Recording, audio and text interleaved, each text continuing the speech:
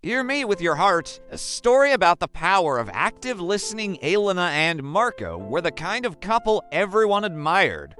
They laughed easily, hugged often, and finished each other's sentences like they were born speaking the same language. But beneath the affection, there was a quiet struggle, not loud enough to break them, but strong enough to distance them. Elena felt unheard. Marco felt misunderstood, not because they didn't love each other, but because they weren't truly listening.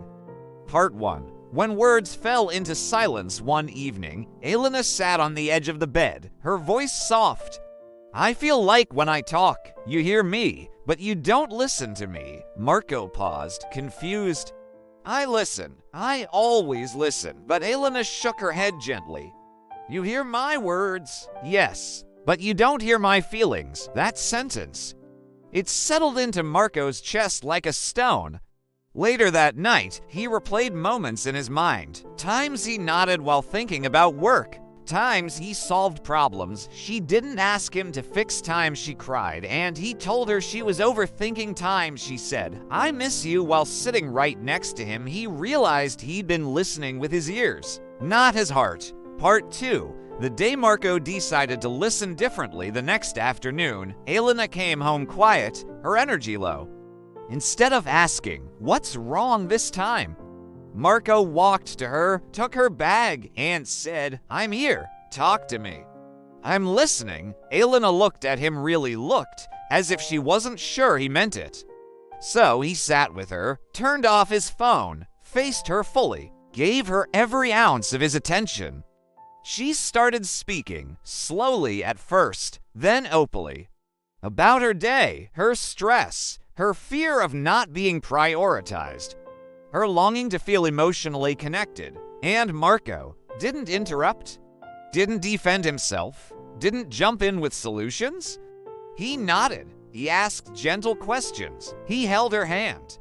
And for the first time in a long time, Elena felt seen. Part 3. Listening became their love language. Active listening became a ritual. Marco learned to listen without fixing. When Elena said she was stressed, he didn't say, "Just relax." He asked, "What do you need from me right now?" Elena learned to listen without assuming.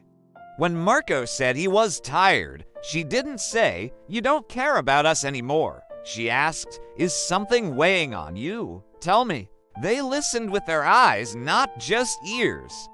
A sigh, a pause, a hesitant smile. They started noticing all the things that were never spoken. They listened with patience. Some days the other had a lot to say.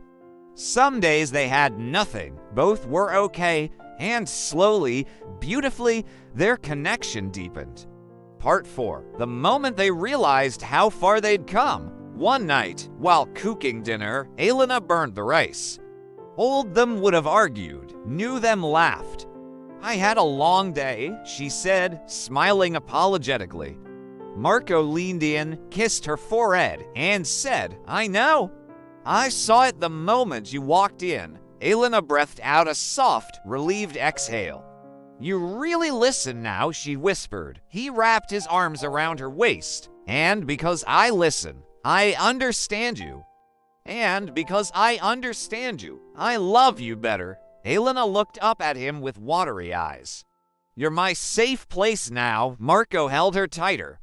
"And you've always been mine." Epilogue. What listening did for their love, their communication didn't become perfect, but it became honest. Their disagreements didn't disappear, but they ended in connection, not distance. Their love didn't change. It grew deeper, calmer, stronger. Because listening is more than hearing words. It's hearing the heart behind them. And in learning to truly listen, Elena and Marco rediscovered each other and found a love that felt brand new.